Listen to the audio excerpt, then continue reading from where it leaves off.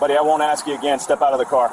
I will, as soon as you tell me the reason. I have a right to know. The smell alone is enough. You're clearly in possession of drugs. Not. I know exactly what that smell is, because actually I'm a DEA officer. Yeah, okay, I'm done playing games with you. Get out of the car, you're under arrest. At 9:23 p.m. on Route 65, just outside Dallas, Texas, a 12-year veteran police officer made a decision based on a smell he claimed to detect, a skin color he could clearly see, and an assumption that would cost him everything. His body camera was recording every word, every gesture, every moment of what was about to unfold. He had no idea that the man he was about to arrest had spent the last 8 years infiltrating drug cartels. No idea he testified in 47 federal cases, and absolutely no idea that his own body camera footage would be dissected by Internal Affairs, the FBI's Civil Rights Division, and used as evidence in a federal civil rights lawsuit that would end his career. Before we dive into what happened next, if you're someone who believes that knowledge of your rights is the first line of defense against abuse of power, go ahead and hit that subscribe button. This story is about to show you exactly why credentials don't matter when prejudice is in the driver's seat. And drop a comment letting me know where you're watching from, because what happened on that Texas highway could happen anywhere in America. Derek Johnson, 34 years old, bachelor's degree in criminal justice from Howard University, 8 years with the Drug Enforcement Administration, 47 successful federal prosecutions, decorated for valor twice, and on that June evening, he was driving home from a joint task force meeting with Dallas PD, ironically, a meeting about improving community relations, when he noticed the patrol car behind him. He wasn't speeding, 38 in a 40, both hands visible at 10 and 2, registration current, inspection sticker valid. He'd learned a long time ago that driving while black meant doing everything perfectly and still being pulled over. This would be his third stop in 6 months. Never a ticket, always a warning. Always the same questions about where he's going, where he's been, what he does for a living. The lights came on at 9:19 p.m. Derek signaled, slowed, pulled into a well-lit gas station parking lot. Engine off, hands on the wheel, waited. And waited. Officer McMillan sat in his patrol car for almost 3 minutes. Running the plates, Derek knew, checking for warrants that wouldn't exist, making him sweat, maybe. The power play was familiar. Let them wait, let them wonder, let them know who's in control. When McMillan finally approached, Derek took a deep breath. This was going to be another one of those stops. He could feel it. McMillan's flashlight beam hit Derek's face first, bright, deliberate, then swept the interior of his car, passenger seat, back seat, returned to Derek's face. License and registration, McMillan said. No greeting, no explanation for the stop. Absolutely, Derek said calmly. Can you tell me why you pulled me over? License and registration first. Derek reached slowly for his glove box, called out every movement. I'm reaching for my glove box now, getting my registration and insurance. Retrieved the documents. Now I'm reaching for my wallet, back pocket, got his license. Handed everything through the window. McMillan took them without a word, disappeared back to his patrol car. 4 minutes this time. When he came back, his body language had changed. Shoulders squared, jaw tight. The flashlight was pointed down now, but Derek could see his face clearly in the gas station lights, and he recognized that expression. He'd seen it in interrogation rooms, in courtrooms, in the eyes of defendants who knew they were caught but weren't ready to admit it. It was the look of someone who'd made up their mind before they had all the facts. Mr. Johnson, McMillan said, putting deliberate emphasis on the Mr. You're in a pretty nice car for someone from your neighborhood. Derek felt his jaw clench, forced it to relax. I live in Preston Hollow.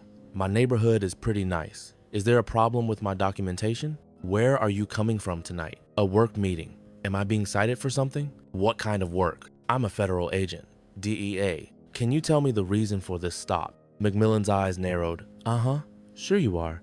Your taillight is out. Derek glanced in his mirror. Both lights clearly working, reflecting red off the gas station's white concrete. Officer, both my tail lights are functioning.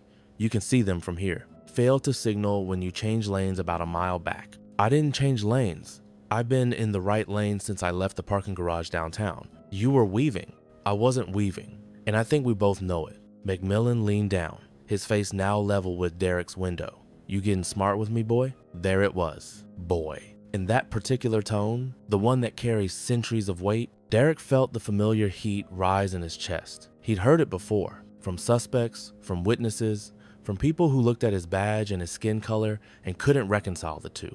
But from another cop, on an official stop, that was new. I'm being respectful and factual, Derek said, keeping his voice level, and I'm asking you, as is my right, to provide the legal basis for this stop. Step out of the vehicle. On what grounds? I smell marijuana. Derek almost laughed. Almost, because this was textbook. When you can't justify the stop, manufacture probable cause, claim a smell that can't be objectively verified, escalate the situation until the driver gets frustrated, then claim the frustration is suspicious behavior.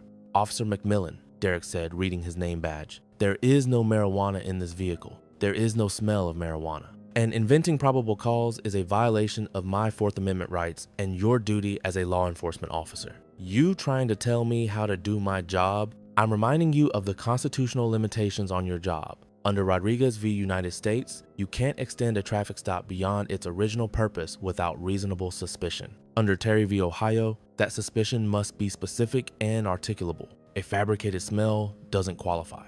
McMillan's face went from stern to furious, red creeping up his neck. Oh, so you're a lawyer now too? I work with lawyers every day, federal prosecutors, putting away actual drug dealers, while you're out here harassing citizens for driving through your jurisdiction. Buddy, I won't ask you again, step out of the car. I will as soon as you tell me the reason. I have a right to know. The smell alone is enough. You're clearly in possession of drugs. Derek couldn't help it. He smirked. I'm not. I know exactly what that smell is, because actually, I'm a DEA officer. McMillan's hand moved to his service weapon. Yeah, sure you are. Get out of the car. You're under arrest. For what crime? Possession of a controlled substance and obstruction. I'm a federal agent. I'm going to reach for my credentials slowly. They're in my jacket pocket. Derek moved his hand with exaggerated care, pulled out the leather credential case, opened it to show his badge and ID card, held it up to the window. McMillan snatched it from his hand, examined it under his flashlight. Derek watched his face, saw the moment it registered. The badge was real. The ID was real. This wasn't some street dealer with a fake badge bought online. This was an actual federal agent, and everything McMillan had just said and done was now documented on his own body camera in an interaction with someone who knew exactly how illegal it all was. McMillan stood there for a long moment, turning the credential case over in his hands. Derek could see the wheels turning, could practically hear the internal monologue. How do I get out of this? How do I save face? How do I make this look like anything other than what it obviously is? This could be fake, McMillan finally said, but his voice had lost its certainty. The words came out flat, unconvincing even to himself. Call it in. The number's on the back of the ID card. DEA Dallas Field Office. They'll confirm my status in about 30 seconds. McMillan pulled out his cell phone, not his radio. Derek noticed that immediately. He didn't want this call going over official channels where it would be logged, where other officers might hear, where his sergeant might ask why he needed to verify federal credentials during what should have been a routine traffic stop. Derek listened as McMillan spoke quietly to someone on the phone, gave his badge number, read Derek's credentials, waited. His expression shifted from defensive to resigned. He ended the call without saying goodbye. They confirmed, McMillan said. I know they did. Why didn't you identify yourself immediately? Derek leaned forward slightly, kept his hands visible on the steering wheel. Because I shouldn't have to. Because my credentials don't make this stop any more or less constitutional. Because every citizen, regardless of whether they're a federal agent, has the right to ask for reasonable suspicion before being detained and searched. Because if I flash a badge and suddenly I'm treated with respect, what does that say about how you treat everyone else who doesn't have one? The question hung in the air. McMillan opened his mouth, closed it, opened it again. You were just what? Doing your job? Your job is to have reasonable suspicion before initiating a stop. Your job is to articulate that suspicion when asked. Your job is to respect constitutional rights regardless of who you're dealing with. Instead, you profiled me, lied about your reasons, fabricated probable cause, and escalated when I exercised my rights. That's not police work. That's abuse of authority. McMillan stood there, Derek's credentials in one hand, his flashlight in the other. Derek could see the calculation happening, could see him trying to figure out how to de-escalate without admitting he'd screwed up, how to maintain authority while backing away from an arrest that would never survive scrutiny. The smell is probably coming from your work clothes, McMillan finally said. You probably handle drugs in your job. My work clothes are in an evidence locker at my office. I'm wearing a suit, and the smell you claimed to detect 3 minutes ago has now become probably coming from something else, which means it was never there in the first place. Look, I'm trying to cut you some slack here. I don't want slack. I want you to articulate your reasonable suspicion for this stop. Because so far, you've claimed a taillight that works, a lane change that didn't happen, weaving that you have no evidence of, and a smell that you're now admitting you're not even sure about. That's not police work. That's harassment. McMillan took a step back from the car. You're free to go. No.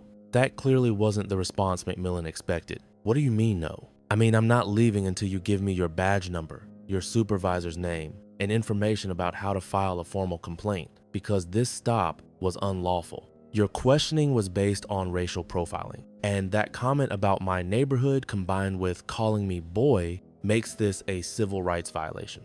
I never said anything about race. You didn't have to.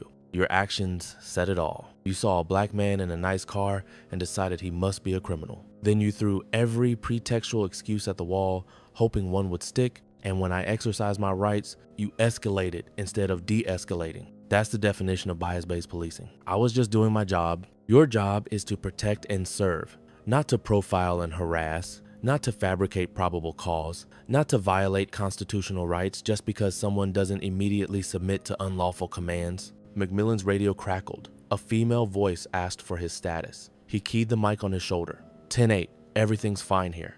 But everything wasn't fine. Derek could see it in the way McMillan kept glancing at the camera mounted on his own chest. The way his hand kept moving to it, probably remembering too late that it had been recording this entire encounter. The way his shoulders had gone from squared and confident to slightly hunched and defensive. Badge number, Derek said, again. McMillan rattled it off, gave him the name of his sergeant, the address of the station, all the information Derek would need. Then he practically threw Derek's credentials back through the window and walked away without another word. Derek sat there for a moment, let the adrenaline cycle through, let his hands stop shaking. Then he drove home. He didn't sleep much, spent most of the night replaying the stop in his mind, making notes about every detail he could remember. Times, specific statements, the exact sequence of events. By sunrise, he had a comprehensive timeline of everything that had happened. He'd learned this documentation process from cases he'd worked. Drug dealers who got arrested on bad stops had their cases thrown out, not because they were innocent,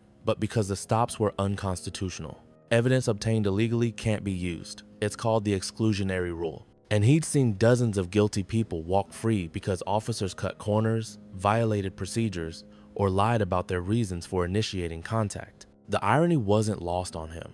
The same constitutional protections that frustrated him in his work watching dangerous people go free on technicalities were now his shield against abuse. That's what the Constitution does. It protects everyone, even when that protection feels inconvenient, even when it means guilty people walk. Because the alternative, a system where police can stop, search, and arrest anyone based on hunches and bias, is far worse than letting some guilty people slip through. At 7 a.m., he called FBI Special Agent Adrian Garcia, his liaison on Joint Task Force operations, explained what had happened.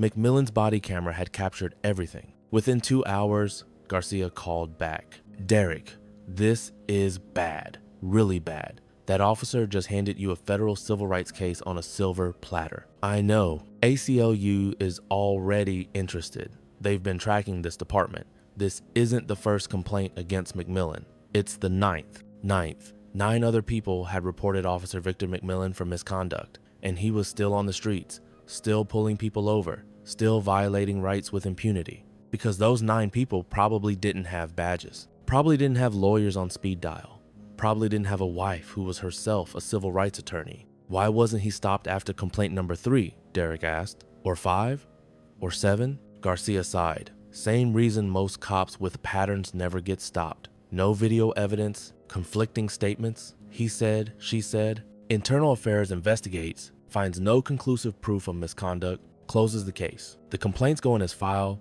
but they don't trigger discipline unless there's something undeniable. Like this. So 9 people had to suffer through his bias before someone with enough documentation and legal knowledge could force accountability. That's how it works, unfortunately. That's how it's going to stop working, Derek said. Do you think body cameras should be mandatory for all law enforcement, including local police? Let me know what you think in the comments, because what happened next shows exactly why documentation is so crucial. Garcia immediately contacted the Dallas Police Department's Internal Affairs Division. Within hours, they requested McMillan's body camera footage from the stop. The footage was damning. Every word Derek had spoken, Every changing justification McMillan had given, every lie about taillights and lane changes, every racial dog whistle, all captured on McMillan's own camera. But it wasn't just Derek's complaint that triggered action. Garcia also contacted Dallas City Council member Karen Brown, who had been pushing for police accountability measures for 3 years. He reached out to Chief of Police Michael Davis, who had publicly stated his commitment to eliminating racial bias in traffic stops. And he notified the Department of Justice's Civil Rights Division, which had been monitoring the Dallas PD for pattern and practice violations. On June 17th, exactly 9 days after the stop, Officer Victor McMillan was placed on administrative leave pending investigation. The investigation wasn't just about Derek's stop. Once the FBI started pulling records, they found a pattern. Officer McMillan had made 347 traffic stops in the previous year. 68% of those stops were of black drivers, in a district that was only 22% black. Of those stops, only 9% resulted in citations, which meant 91% of the stops were pretextual initiated without actual violations, escalated through fabricated probable cause, and ended without formal charges because there was never anything illegal happening in the first place. The FBI's review went deeper. They pulled audio recordings from McMillan's patrol car computer, cross-referenced his radio calls with dispatch logs, interviewed 47 people he'd stopped in the past 18 months. What emerged was a disturbing portrait of an officer who had essentially been conducting a personal campaign of harassment disguised as law enforcement. One woman, Samantha Martinez, a nurse at Children's Medical Center, had been stopped 3 times by McMillan in 8 months. Same area, same time of evening after her shift ended. Each time he claimed a different violation, rolling through a stop sign, expired inspection, suspicious vehicle matching a bolo description. Each time he searched her car with a drug dog after she refused consent. Each time the dog alerted, which she later learned happens in 80% of stops regardless of actual contraband presence. Each time no drugs were found. Each time she was released with a warning and shaking hands. She'd filed a complaint after the second stop. It went nowhere. After the third, she changed her route home, adding 15 minutes to her commute just to avoid driving through McMillan's patrol zone. Another man, Christopher Wilson, a software engineer, was stopped twice in 1 week. Both times, McMillan claimed he looked nervous. Both times, he demanded to search the vehicle. The second time, when Wilson invoked his Fourth Amendment rights, McMillan made him wait on the side of the highway for 45 minutes while a K-9 unit was dispatched. The dog never alerted. Wilson missed his daughter's birthday dinner. His complaint also went nowhere because there was no video evidence of misconduct, just a legal detention that went on far longer than necessary. The pattern was clear. McMillan targeted people who looked like they didn't belong in middle-class neighborhoods. People whose cars were nice enough to suggest economic success, but whose skin color triggered his assumptions about criminality. He would initiate stops on the flimsiest pretext, escalate through questioning designed to provoke, and when people asserted their rights, he would punish them with delays, searches, and the psychological toll of feeling targeted in their own neighborhoods. The investigation revealed something else, something Derek's sharp observation had caught but the department had missed. In his interview with Internal Affairs, McMillan claimed the stop was legitimate based on a broken taillight. When investigators examined Derek's car, both taillights were functioning perfectly. When they pulled maintenance records, both lights had been replaced 6 months earlier and had logged 0 malfunctions. When they reviewed McMillan's body camera footage, which he'd conveniently forgotten to mention, initially it showed Derek's vehicle with both taillights clearly illuminated before the stop was initiated. He'd lied, not just to Derek, not just in his report, but to Internal Affairs investigators, under oath. The Internal Affairs report was delivered to Chief Davis on August 2nd, 47 pages. Derek obtained it later through a Freedom of Information Act request. The key findings were devastating. Officer McMillan initiated the stop without reasonable suspicion. He fabricated multiple justifications: tail light, lane change, weaving, smell. He engaged in racially biased conduct, comments about neighborhood, use of boy. He failed to de-escalate when confronted with evidence of his mistake. He filed a false report claiming the stop was consensual and professional. He lied to investigators about his reasons for the stop. The recommendation was clear: immediate termination. On August 9th, Officer Victor McMillan's 12-year career in law enforcement ended. The termination letter cited gross misconduct, racial bias in policing, false statements under oath, and conduct unbecoming an officer. His appeal was filed on August 16th. It was denied on September 3rd.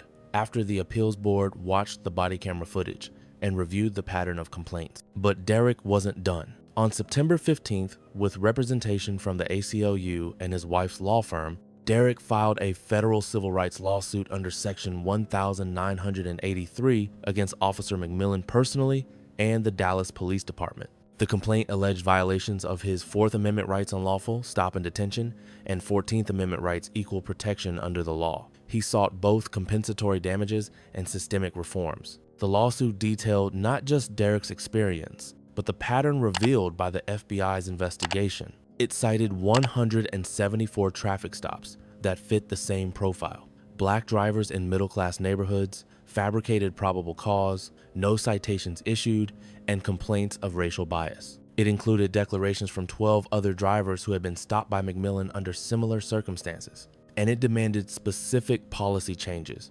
mandatory racial bias training, data collection on all traffic stops, early intervention systems for officers with complaint patterns, and community oversight of disciplinary decisions. The city of Dallas fought it for 6 months, filed motions to dismiss, argued qualified immunity, claimed McMillan's actions were within his discretion. But the body camera footage was damning. The pattern was clear. And the FBI's concurrent investigation, which eventually expanded to a broader review of the department, created pressure the city couldn't ignore.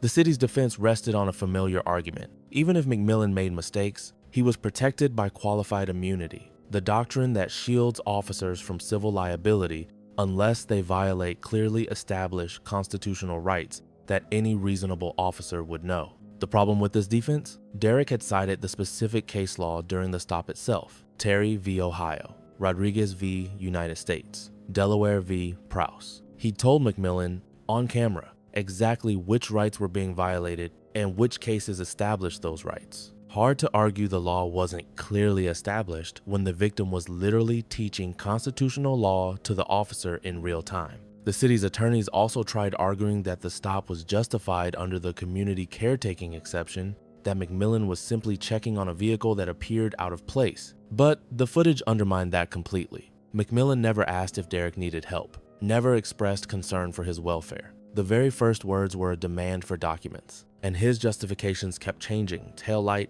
lane change, weaving, smell, which showed this was never about caretaking.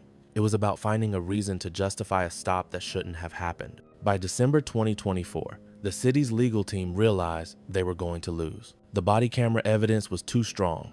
The pattern was too clear. The FBI investigation was uncovering too many similar incidents. And Derek wasn't just another plaintiff who would accept a nuisance settlement to make it go away. He had the resources and the determination to take this to trial, where a jury would watch that footage and where the city would have to explain why they kept an officer with 9 complaints on the streets. On March 22, 2025, the case settled. The terms included $475,000 to Derek for damages and attorney's fees. But the real victory wasn't the money, it was the consent decree. The Dallas Police Department agreed to implement mandatory body cameras for all officers with no discretion to turn them off. They created an early warning system flagging officers with patterns of complaints. They required supervisory review of all pretextual stops within 24 hours. They established a community oversight board with subpoena power. They conducted quarterly audits for racial disparities in traffic stops. They mandated annual implicit bias training for all officers. They instituted a Know Your Rights card given to every person stopped.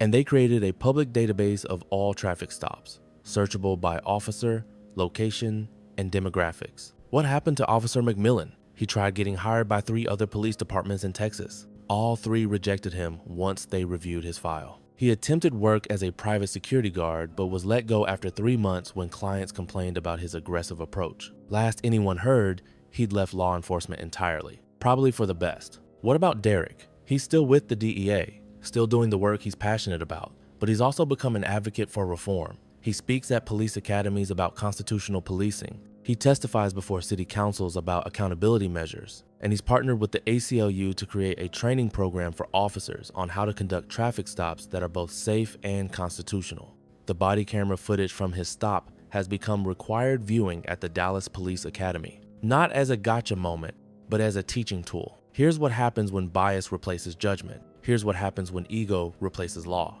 Here's how a routine traffic stop can expose systemic problems. Here's why the badge comes with responsibility, not just authority. 6 months after the settlement, the data started showing results. Traffic stops of black drivers in Derek's district dropped by 34%, but citations, actual violations that warranted stops, remained constant, which meant the decrease wasn't in enforcement, it was in harassment. Officers were still doing their jobs. They just weren't profiling people while doing it. I reached out to Derek for this story, asked him what he wanted people to understand about that night. His answer was simple. This could have gone a completely different way. If I didn't have a badge, federal connections, and a wife who's a civil rights attorney, I might have ended up arrested, or worse. How many people go through this every day without the resources to fight back?